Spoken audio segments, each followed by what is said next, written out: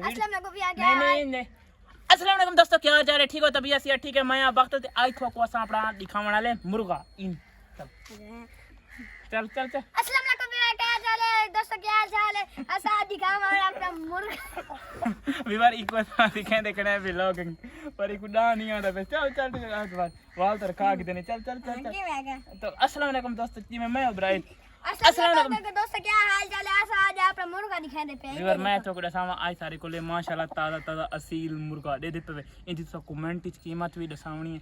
इन छोर कोई व्लॉगिंग दा शौक मैं आके पहले बोलना सीख इंदे हुन तक सबको सीन दिखाई दे दे पे माशाल्लाह मुर्गा चेक करो और इनकी कमेंट की कीमत इनकी कीमत दसाई थी। गर्मी भी काफी ज्यादा में पंगर भी आ गए ते हुन कितने दा तकरीबन होसी कीमत दसाई हो सीधा 10,000 तो 10,000 होसी खुला बद्दा हैं खुला खुला अच्छा हुन अगा अगा दसा के गाल दसा कुकुड़ दिहार दे कितने दाने खांदे केड़ी केड़ी कितने बादाम खवेंदे वे को कैसे कैसे खवेंदे वे अगा कैमरा दाम खवे दे जा हां ते बेदाने सारे पत्ती ते दिहार दे 10 बादाम पत्ती तत्ता घटे ने जा क्या